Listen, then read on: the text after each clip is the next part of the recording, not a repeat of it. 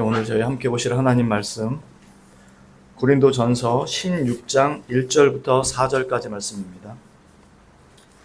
신약성경 283페이지 고린도전서 16장 1절부터 4절까지 말씀입니다. 신약성경 285페이지 고린도전서 16장 1절부터 8절까지 말씀, 4절까지 말씀 다 찾으신 줄 알고 제가 봉독하도록 하겠습니다. 성도를 위하는 연보에 관하여는 내가 갈라디아 교회들에게 명한 것 같이 너희도 그렇게 하라. 매주 첫날에 너희 각 사람이 수입에 따라 모아두어서 내가 갈 때에 연보를 하지 않게 하라.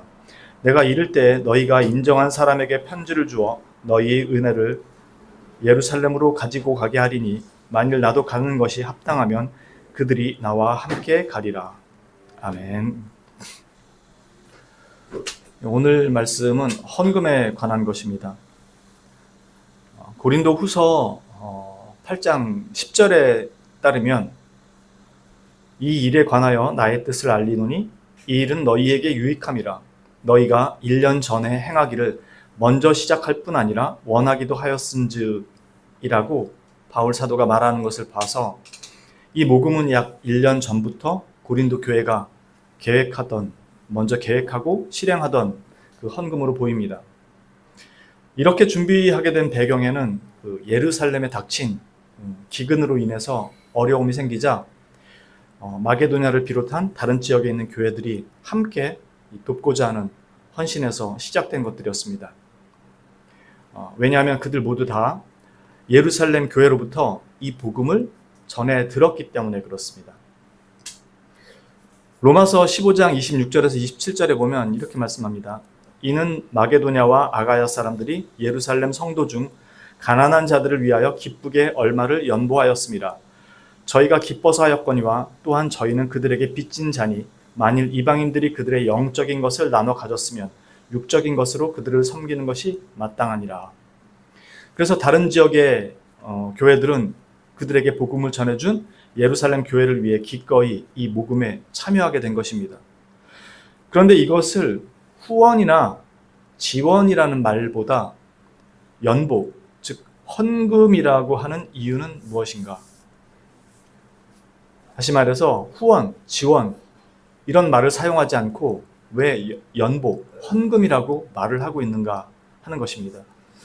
오늘 우리가 함께 말씀을 통해서 보고자 하는 가장 핵심이 바로 이것입니다. 오늘날 교회에서 헌금에 관한 설교는 사실 매우 조심스러워진 분위기가 되어버렸습니다. 뻑하면 목사들이 그 각종 명목에 그 헌금을 내라고 강요한다고 부정적인 시각이 많은 것이 사실입니다. 물론 문제의 소지가 있는 목사님들도 있는 것이 사실입니다. 그렇다고 교회가 헌금에 대한 설교를 하지 않는 것은 아주 잘못된 그리고 위험한 일입니다. 이것은 정통적인 그 교회의 가르침에 있어서도 강조되어야 한다고, 헌금이 강조되어야 한다고 가르치는 부분이기 때문에 그렇습니다. 왜 이것이 그렇게 중요하다고 강조를 하고 있는가?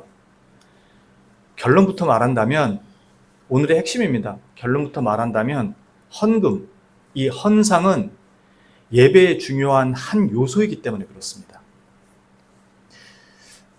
저희 한번 창세기 말씀으로 가볼게요.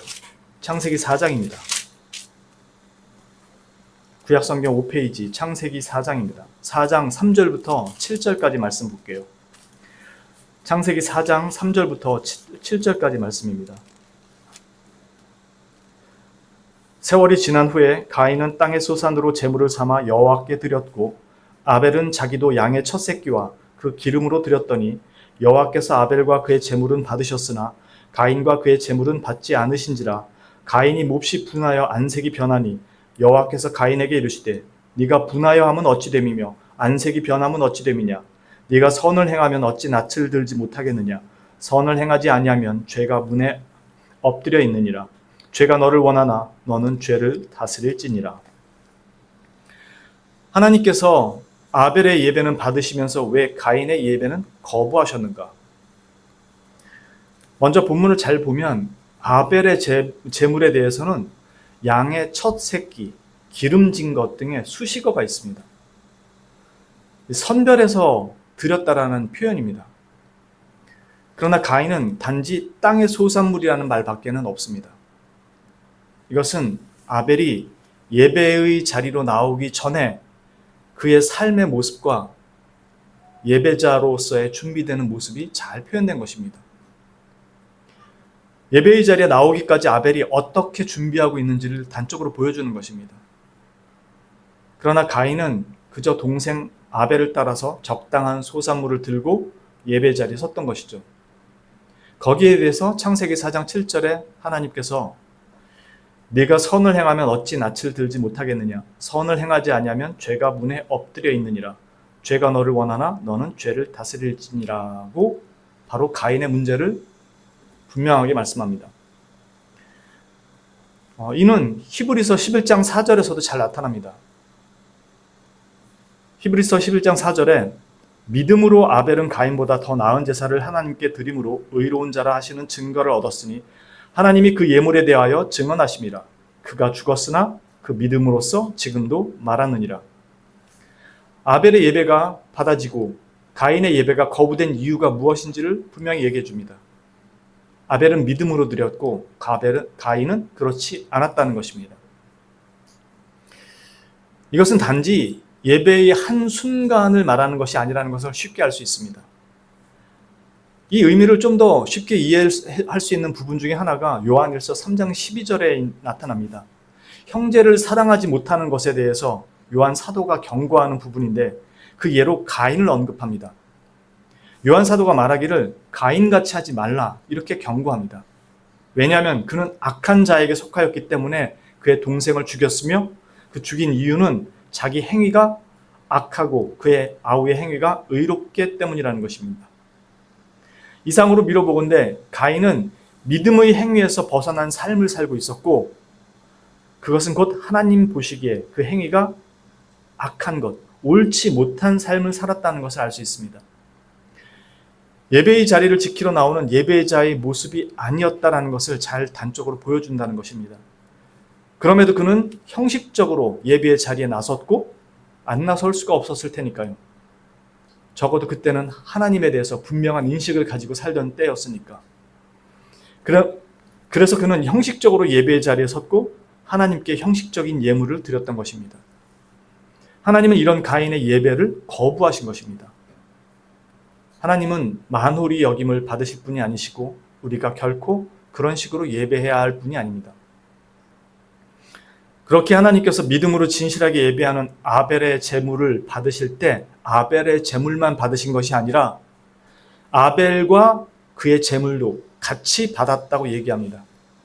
그리고 가인은 가인의 제물만 안 받은 게 아니라 가인과 가인의 제물 둘 다를 안 받으셨다고 말씀합니다.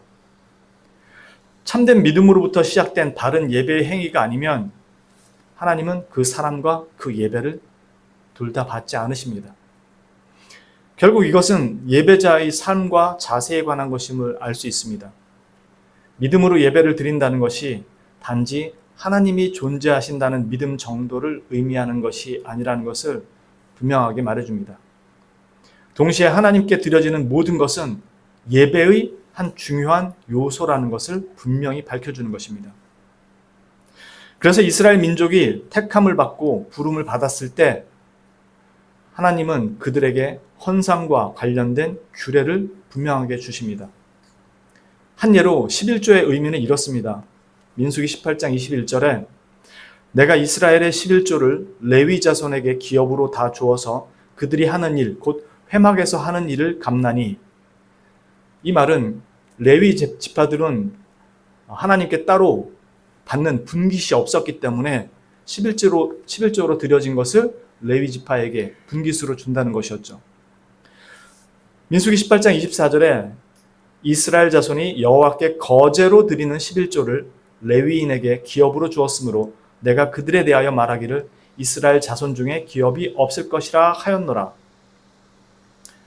신명기 14장 22절의 경우는 너는 마땅히 매년 토지소산의 11조를 드릴 것이며 라고 얘기합니다. 민수기 18장 24절의 경우에는 이스라엘 자손이 여호와께 거제로 드리는 11조라고 말씀하고 있죠. 거제를 올린다는 것은 예배의 한 형태입니다. 그리고 그곳에서 11조를 드리는 것이고요. 즉 예배의 한 요소라는 것을 분명하게 가르쳐 주는 것입니다. 하나님 앞에 헌물을 드린다라는 게, 헌상을 한다는 게. 그런데 무엇을 위해 드리는가? 레위 자손들, 즉 성막에서 하나님의 일을 하며 수종드는 레위 지파에게 주기 위한 것이라고 말씀합니다.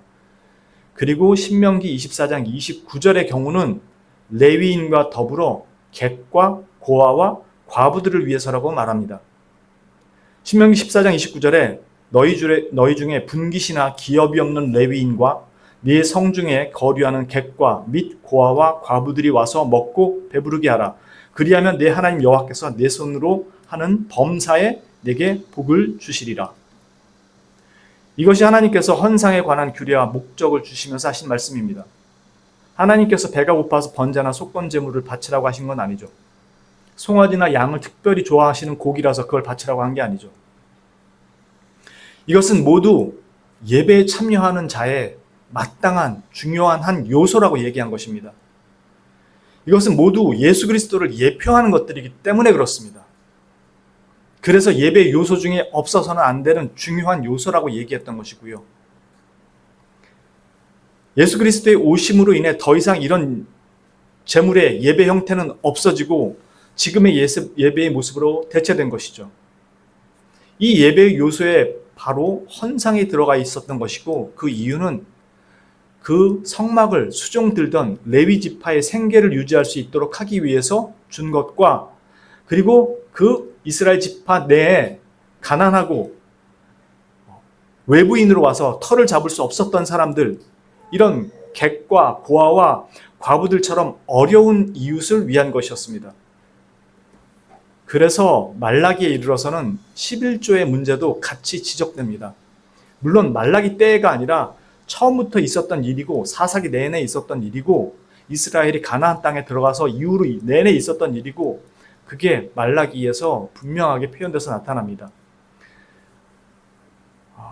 먼저 하나님께서 말라기에서 11조의 문제를 경고하시는 것을 보게 됩니다. 구약성경 1330페이지입니다. 함께 같이 보시겠습니다. 말라기 3장입니다. 구약성경 1330페이지 말라기 3장 8절부터 12절까지 말씀입니다. 말라기 3장 8절부터 12절까지 같이 한 목소리로 합독하도록 하겠습니다. 말라기 3장 8절부터 12절까지 말씀입니다. 함께 합독합니다. 사람이 어찌 하나님의 것을 도둑질하겠느냐?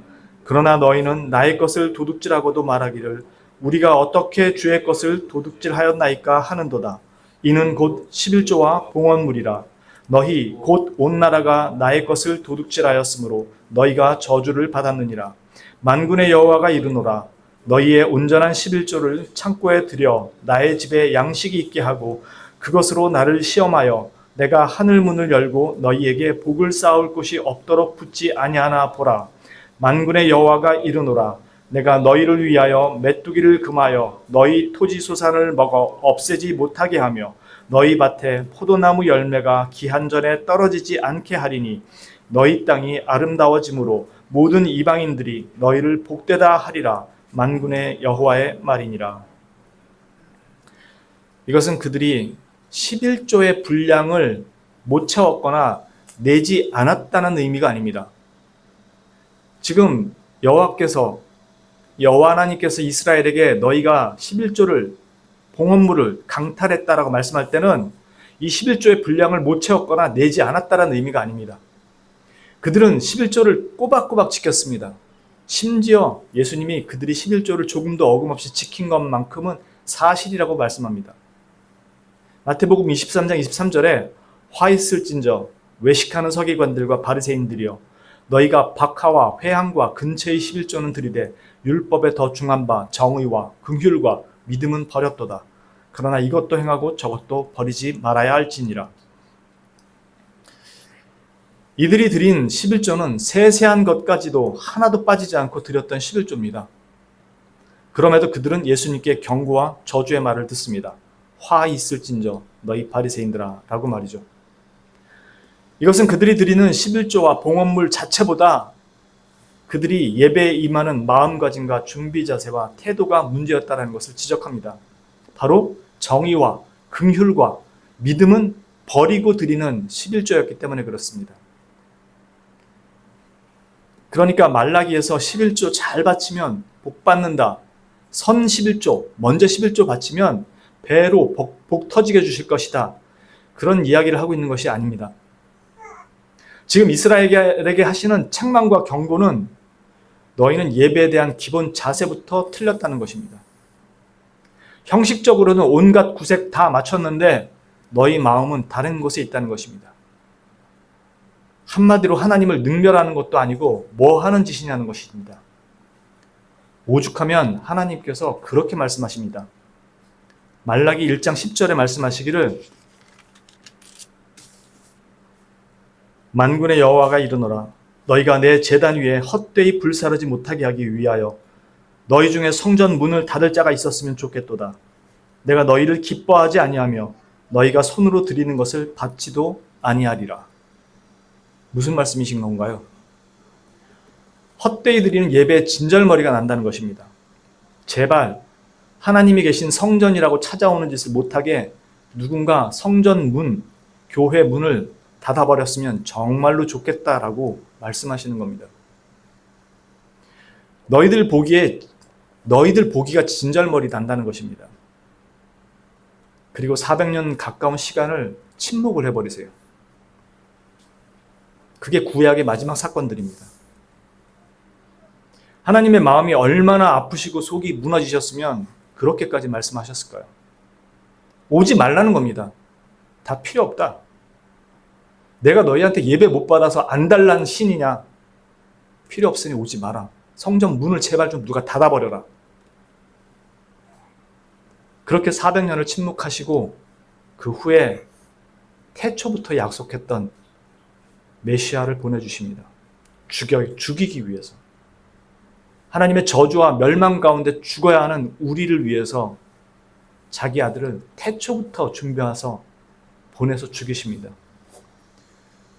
예수 그리스도께서 이 땅에 오시기까지 그 기나긴 장구한 기간 동안에 인간은 끊임없이 하나님께 패역함과 거부의 모습을 보이는 것입니다. 지금 여기 말라기에서 누구한테 얘기하는 거예요? 택함 받은 민족 이스라엘한테 하시는 얘기입니다. 우리들한테 하는 얘기라고요. 할 수만 있으면 교회 문 닫아버려라.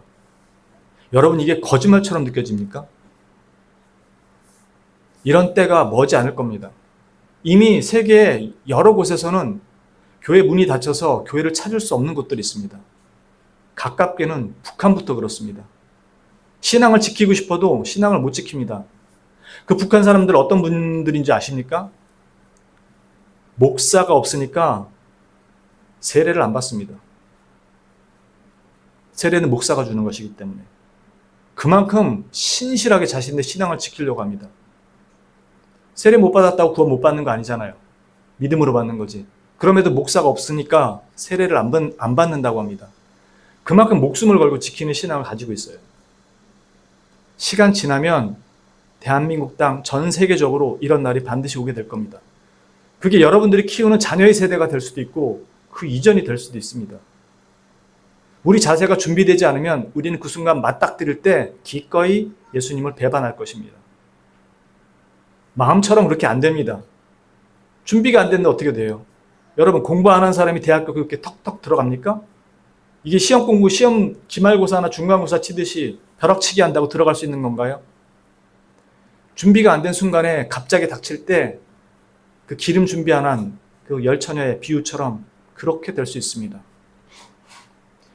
하나님이 경고의 메시지를 보내는 겁니다. 책망하시는 겁니다.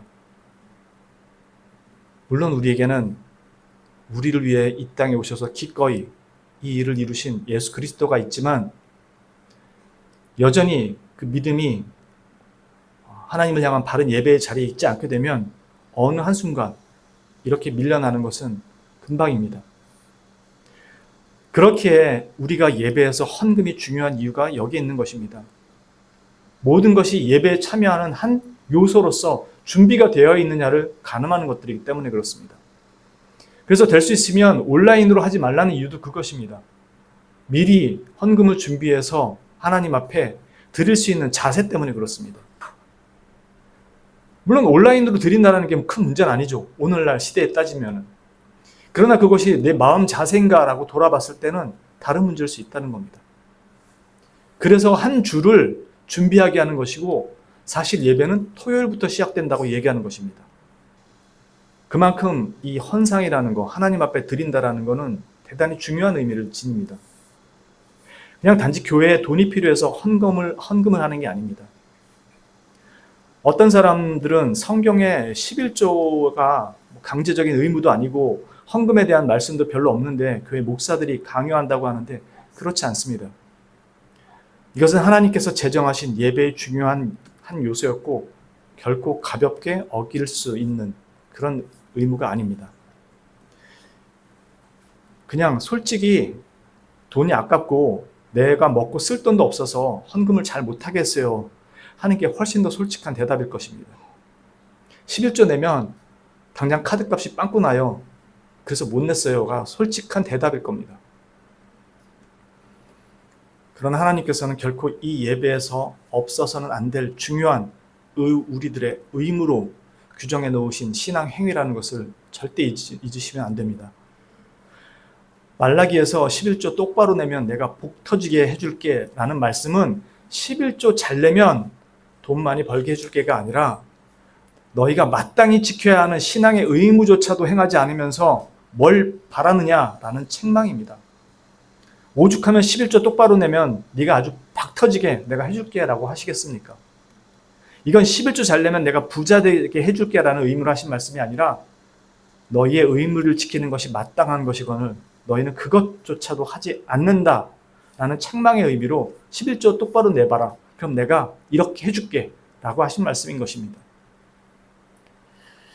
이제 예배의 한 요소로 헌상이 얼마나 중요한 것인가를 이해했다면 이 이해 속에서 바울 사도가 고린도 교회에게 하는 말을 들으면 좀 더 바르게 이해할 수 있게 됩니다. 바울 사도가 고린도 교인들에게 3절에서 이렇게 말씀합니다. 너희의 은혜를 예루살렘으로 가지고 가게 하리니. 지금 고린도 교회가 가지고 있는 것은 연보, 헌금입니다. 그런데 바울 사도는 너희의 은혜를 가지고 가게 하리니 라고 말합니다. 즉 연보가 은혜로 해석되어 있는 것입니다. 여기서 은혜란 그리스도의 구속의 은혜를 말하는 것입니다.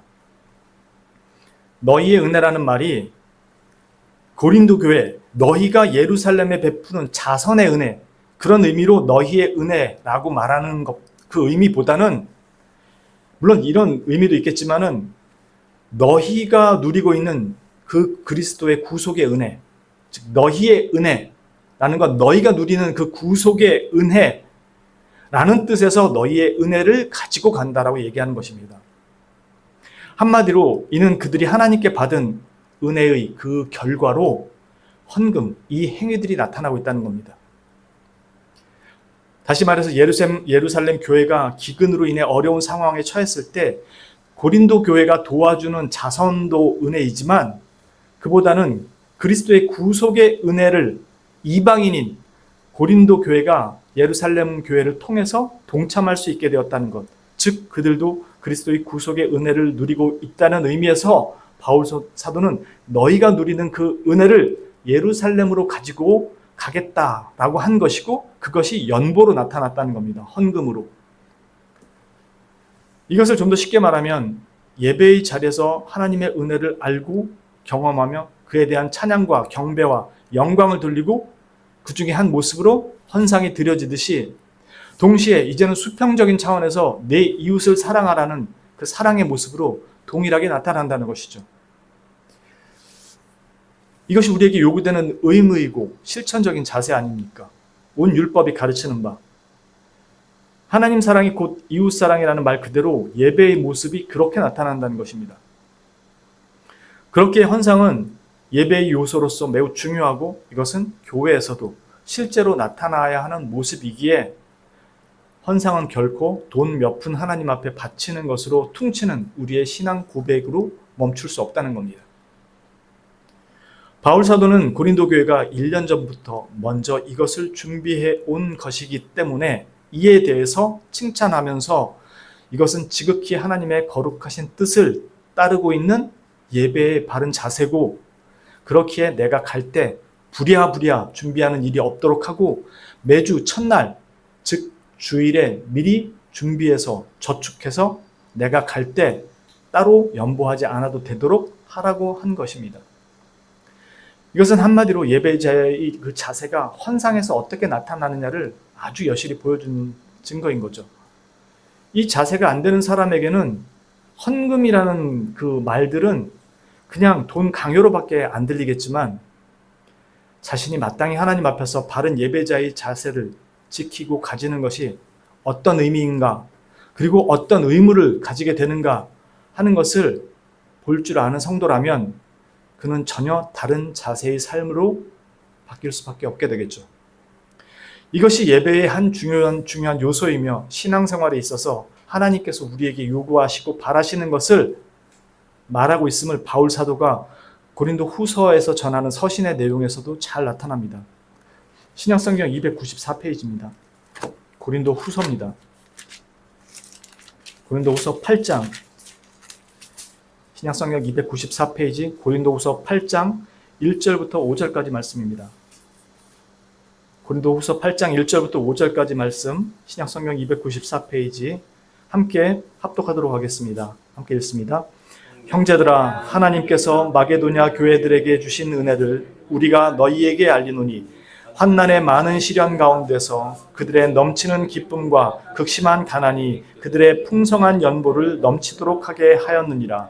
내가 증언하노니 그들이 힘대로 할 뿐 아니라 힘에 지나도록 자원하여 이 은혜와 성도 섬기는 일에 참여함에 대하여 우리에게 간절히 구하니, 우리가 바랐던 것뿐만 아니라 그들이 먼저 자신을 주께 드리고 또 하나님의 뜻을 따라 우리에게 주었도다.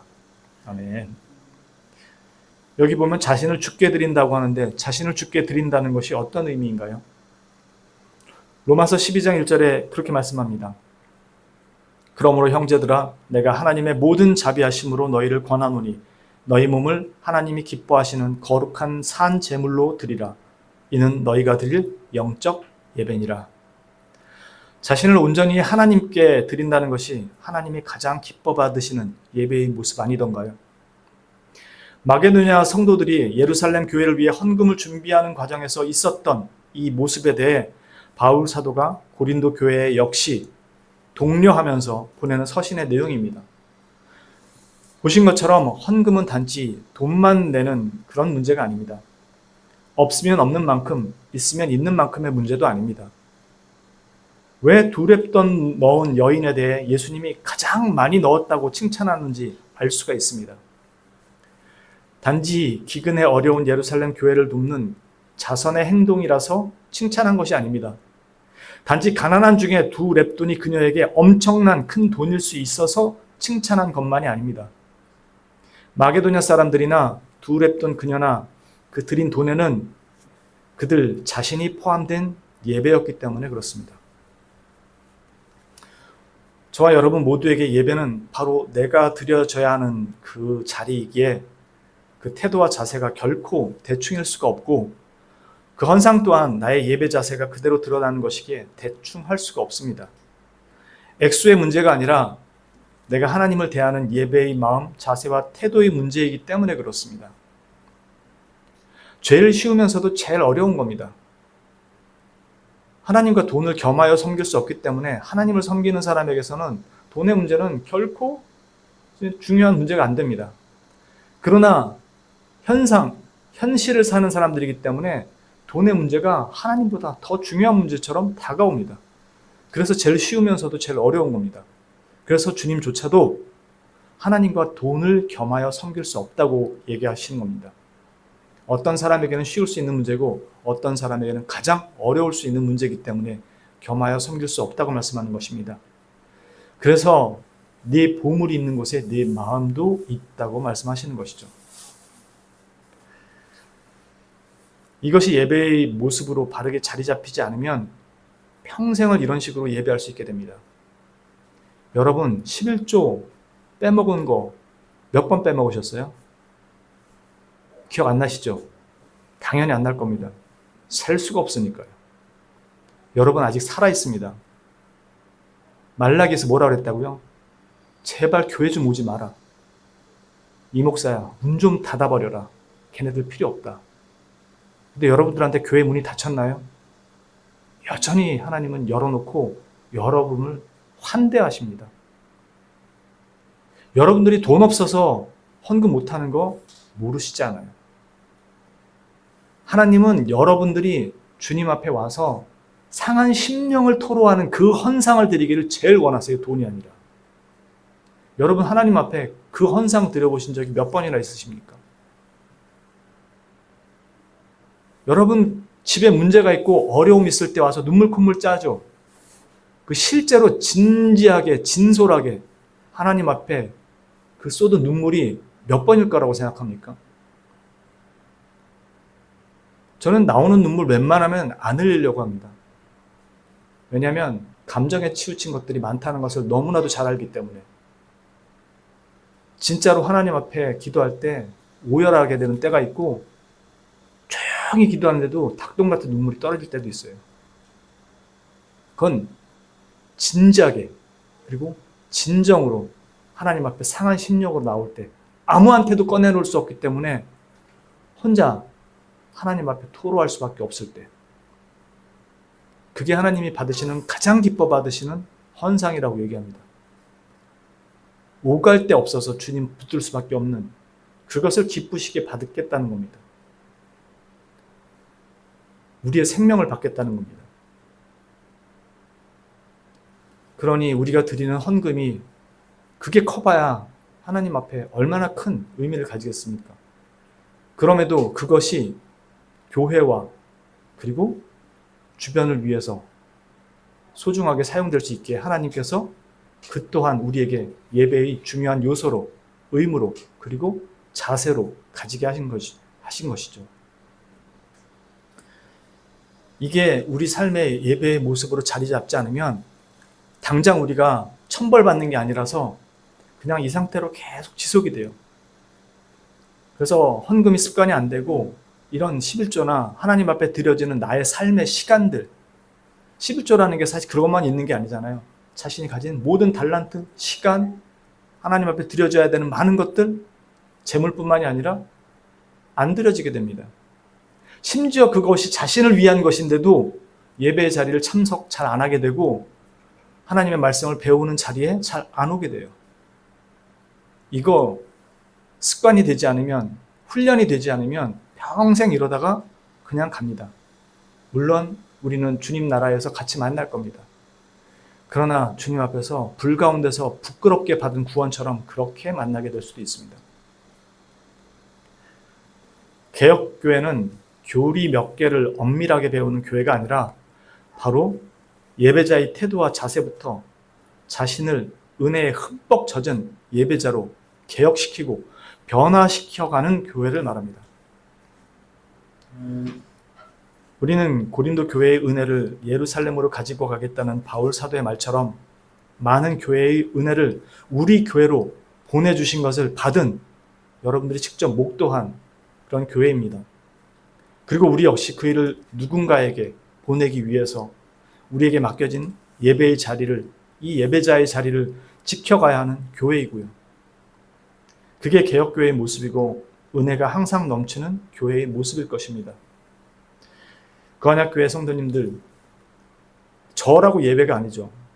저 누구보다도 더 그렇게 살아야 되는 게 제 자신이고 목사이죠. 그렇지 못하는 제가 더 원망스럽고 죄송하고 창피하죠. 본이 돼야 되니까. 그럼에도 우리 모두가 가야 될 길인 것은 분명합니다. 그래서 하나하나 주의 말씀에 엄격하게 지키려고 무던히도 노력하는 거고, 어떤 사람들이 보기에, 그렇지 않은 교회에서 생활하신 분들이 보기에 제가 경직되고 답답하고 뭔가 좀 꽉 막힌 것처럼 보이지만 아닙니다. 그거 열어놓는 순간 우리 삶을 무너뜨리는 건 금방입니다.